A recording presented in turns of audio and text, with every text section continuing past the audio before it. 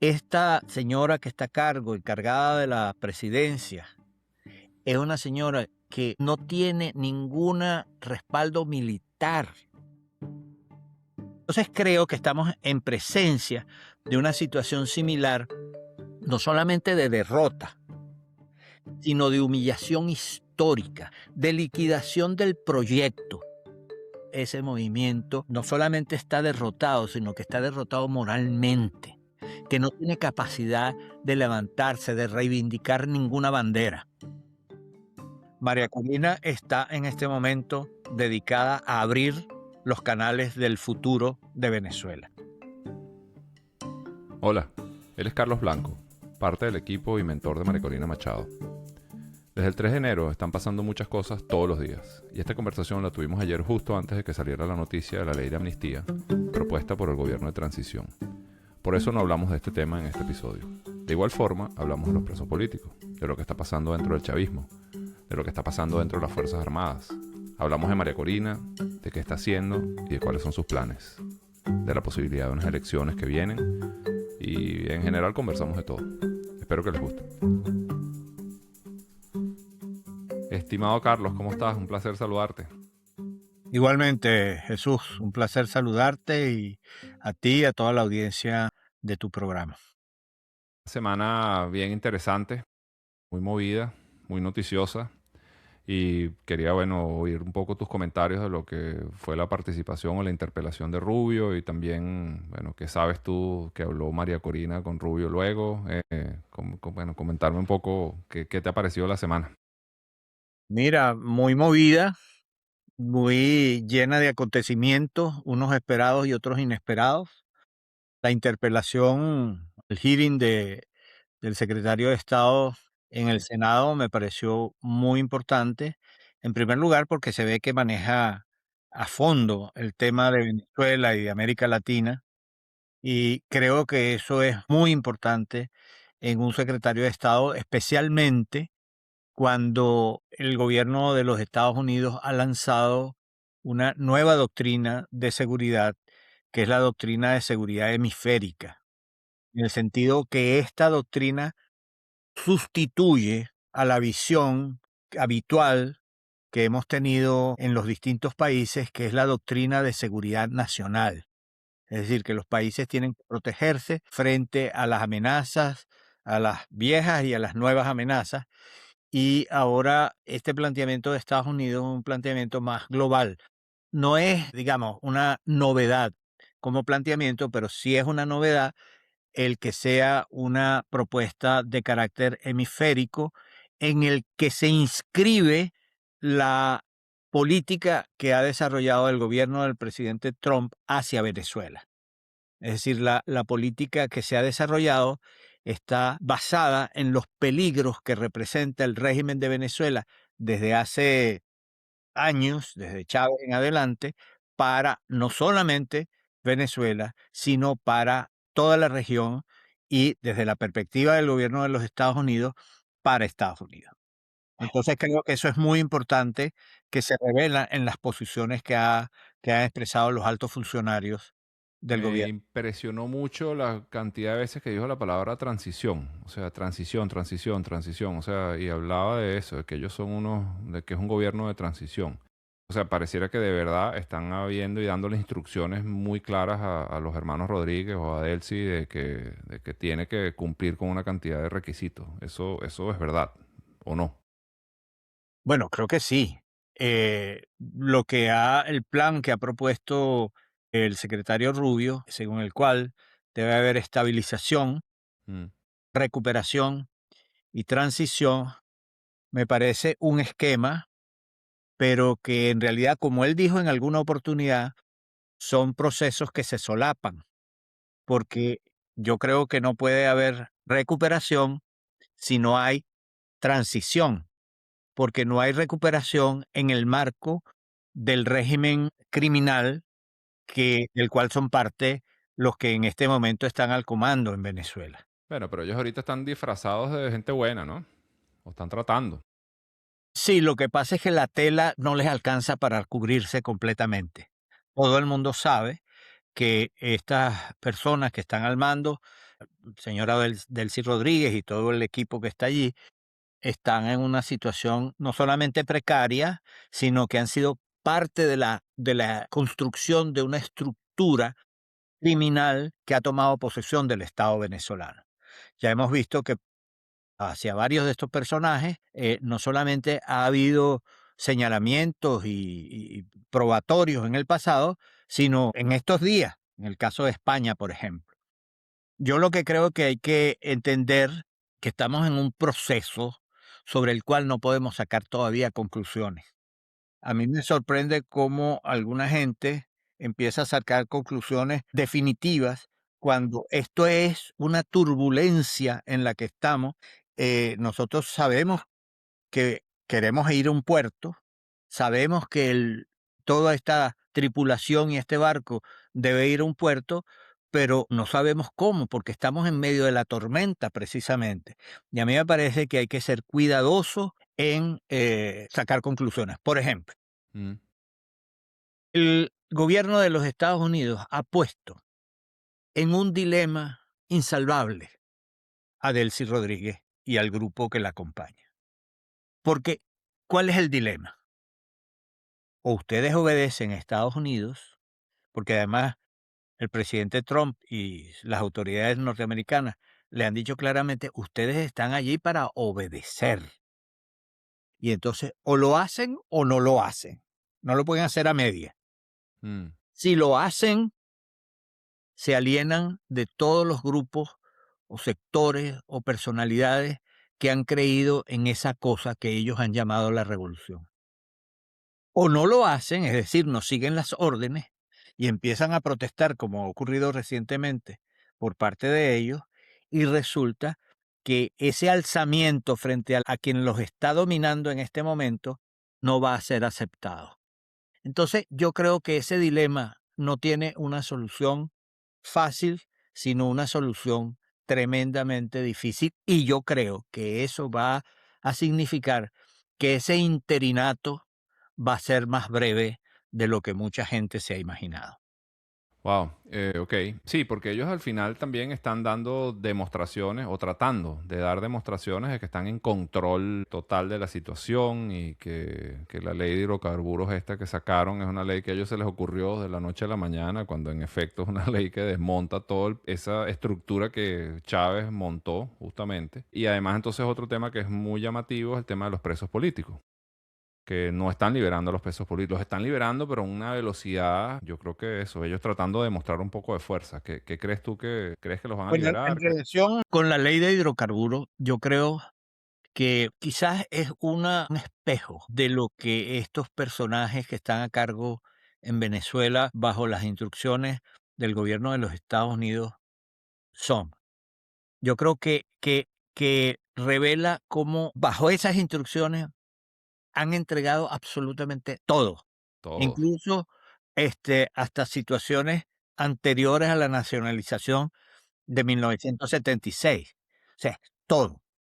Como dijo uno de ellos estos días, Elías Jaua, en una intervención que he visto en las redes, Mm, ellos se consideran que están ocupados, que el país está ocupado militarmente mm. y que ellos no tienen sino que seguir esas instrucciones de a quienes ellos denominan la fuerza invasora. Por otro lado, he visto que algunos de los dirigentes del régimen o del Partido Socialista Unido de Venezuela tienen la idea de que ellos ya no son nada, de que ellos han llegado al punto en el que cualquier idea de autonomía, de independencia, de capacidad de movilización o de decisión propia, la han abandonado, la dejaron en el terreno, dejaron las armas, los cascos, los chalecos, la vestimenta, todo en el terreno y andan en carrera por ese desierto medio desnudo. Esto es lo que quiere decir, primero, que no había ningún tipo de principio. Segundo, que no tenían ninguna decisión real de pelear. Esto se parece mucho a Sí. lo de Noriega en Panamá, que días antes desafiaba a los Estados Unidos, días antes de la invasión, desafiaba a los Estados Unidos y aquí está la guardia del pueblo para enfrentarlos. Y resulta que entraron unos soldados americanos y Noriega no tuvo la posibilidad ni la capacidad de levantar ni siquiera aquel machete con el que amenazaba en los discursos.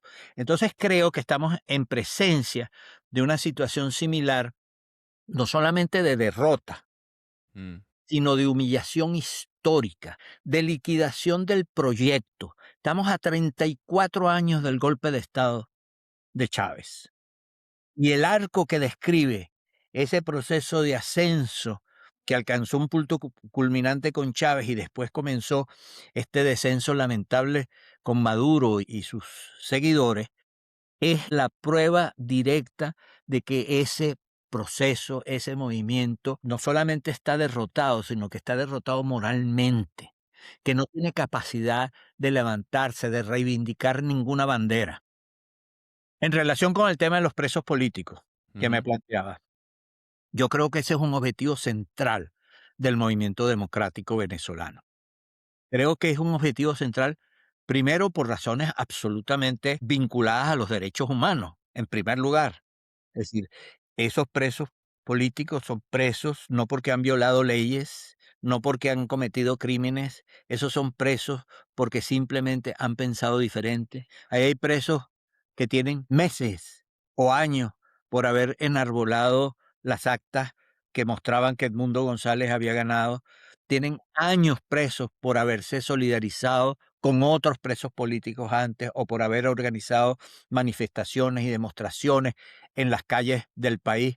O sea, eso que ha ocurrido, no solamente para civiles, sino también para militares, es una evidencia del crimen organizado por parte del régimen a través de sus organismos, la DIGESIM, el SEBIN, la Policía Nacional, el CICPC, el CONAS, los colectivos y unidades de la Fuerza Armada, no todas, pero unidades de la Fuerza Armada que han participado en esa represión. ¿Qué crees tú que está pasando ahora que tocas el tema de las Fuerzas Armadas? ¿Qué crees tú que está pasando dentro de las Fuerzas Armadas? Porque a mí me sorprendió muchísimo las Fuerzas Armadas esa noche, la noche del 3 o el 4. No salieron, nadie dijo nada, salió Padrino ahí solo. ¿Qué crees tú que está pasando allá adentro?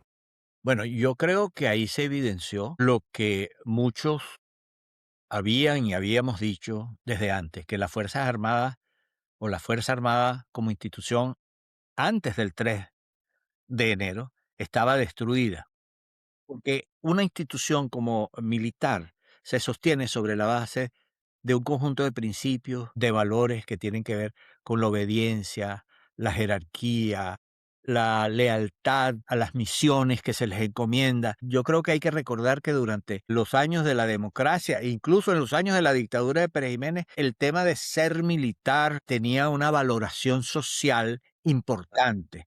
El país reconocía en sus militares muchos de los valores que pensaban que tenían o que debían tener los oficiales de la Fuerza Armada.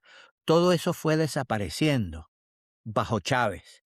Chávez comenzó a utilizar la Guardia Nacional como su instrumento de represión predilecto en las calles del Mm. país y eso descompuso a la propia Guardia y utilizó el ejército para corromperlo hasta los tuétanos como un mecanismo para ganarse la voluntad de oficiales que no lo veían a él como uno de los suyos o que no lo veían a él con capacidad de comando.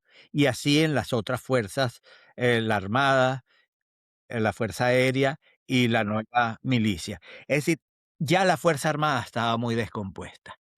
Y tú veías a capitanes dándole órdenes a generales, Sí. veías a toda esa descomposición que el país observó y que los propios oficiales observaban y que generó el descontento masivo de los oficiales.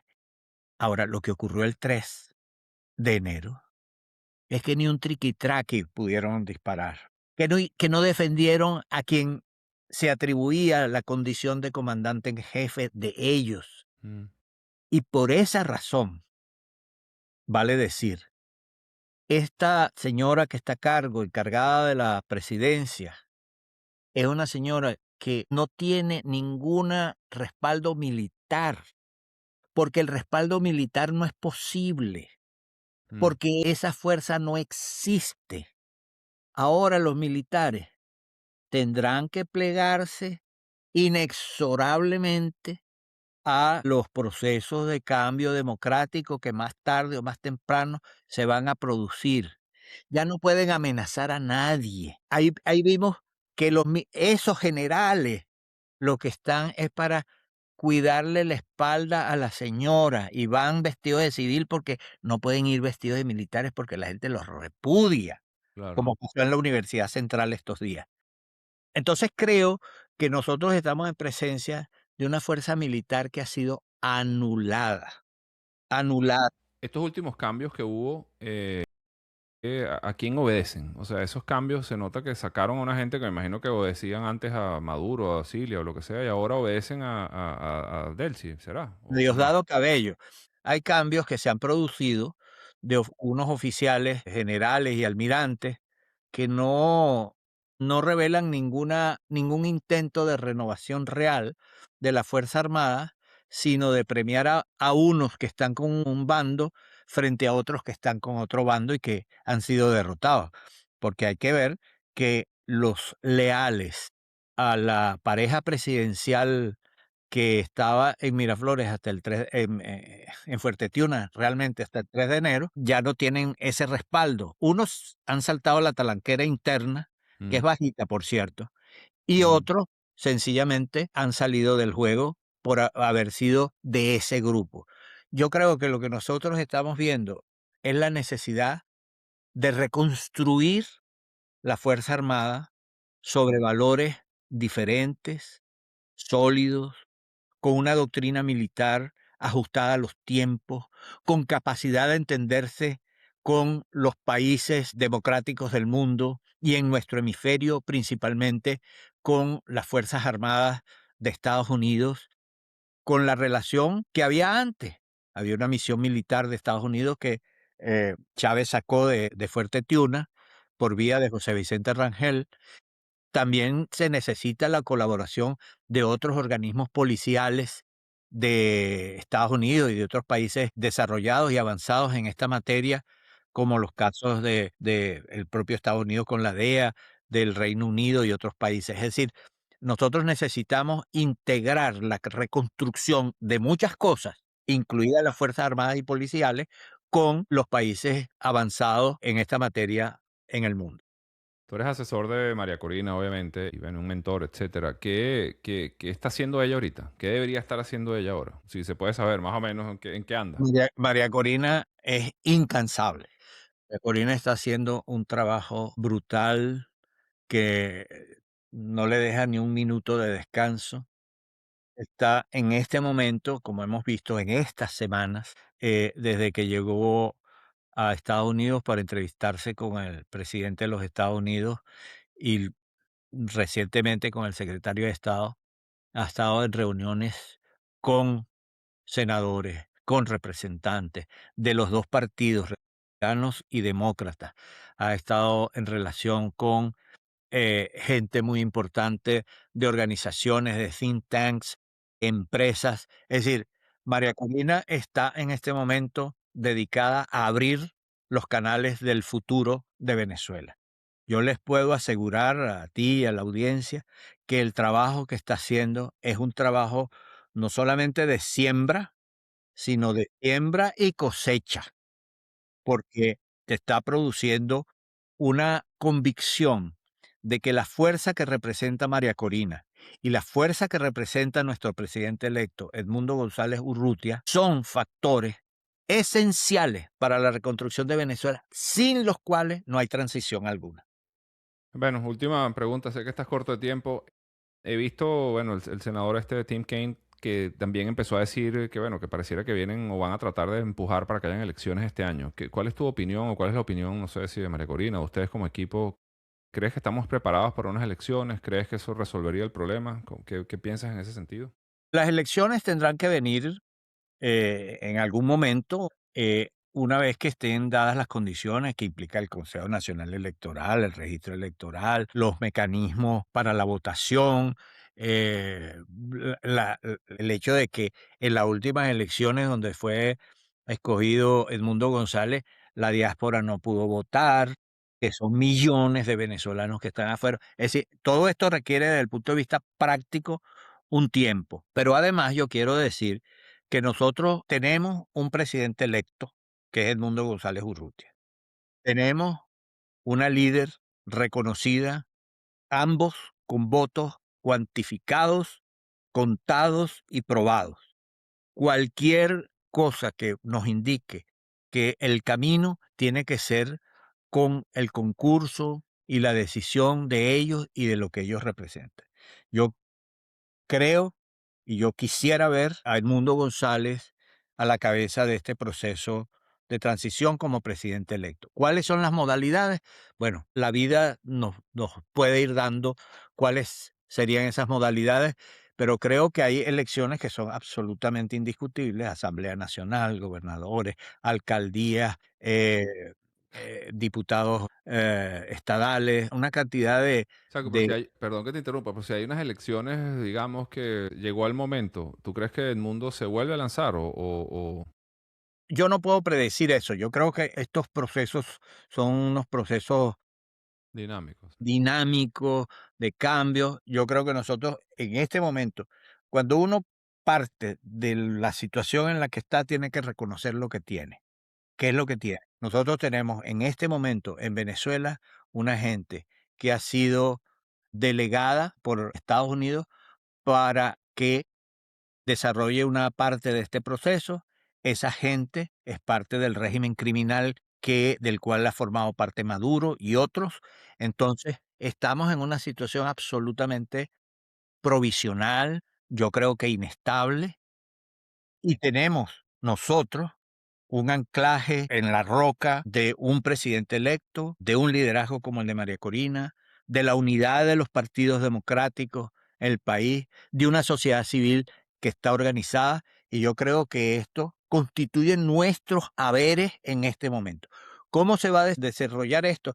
No lo puedo decir, nadie pudo prever lo que iba a ocurrir el 3 de enero. No podemos predecir cómo van a ser las elecciones, cuándo van a ser las elecciones. ¿Habrá elecciones? Estoy seguro que sí, pero la forma y el momento no lo puedo predecir. Creo que nosotros podemos decir es lo que tenemos hoy. Bueno, gracias. Te veo, estás optimista. Siempre le pregunto a mi gente que les entrevisto. Bueno, el optimismo me parece que es una actitud que a veces ayuda, pero que a veces no permite ver la complejidad de las cosas y los problemas. Yo prefiero salirme del dilema optimismo y pesimismo para transitar el rumbo de aquello que podemos construir. Y lo que podemos construir es a partir de lo que tenemos, que acabo de mencionar, del objetivo que nos planteamos, que es la conquista de la libertad y de la democracia, y de la fuerza que tenemos para ir de aquí a allá. Y esa fuerza es la fuerza popular organizada, el apoyo internacional, hoy encabezado por Estados Unidos, y toda la cantidad de gente que en el mundo apoya este proceso. Por cierto, última cosita, pero que lo acabas de decir. Noté con, bueno, con alegría que eso, Velázquez, Delsa, salieron como la gente está empezando a florecer otra vez dentro de Venezuela. No sé, Así las es. estructuras de Eso es ustedes cómo una están. maravilla. Eso es una maravilla. Es un acto de coraje Mm, de Andrés Velázquez, de Alfredo Ramos, de Delsa Solórzano y de muchas otras personas y dirigentes. los Los estudiantes estos, estudiantes, increíble. la forma en cómo increparon Sí, a a Delcy Delsa. Rodríguez, y gente que está saliendo, que está saliendo. ¿Por qué? Porque la gente sabe que estamos en una dinámica de cambio, que estamos en un momento de cambio otra vez en Venezuela. Esto no predice nada, solamente dice que las olas vuelven a subir y que podemos volver a navegar. Siempre lo usas. Bueno, Carlos, muchísimas gracias. Que tengas un súper fin de semana y gracias por darme estos minutos. Un placer. Igual. Chao. Chao.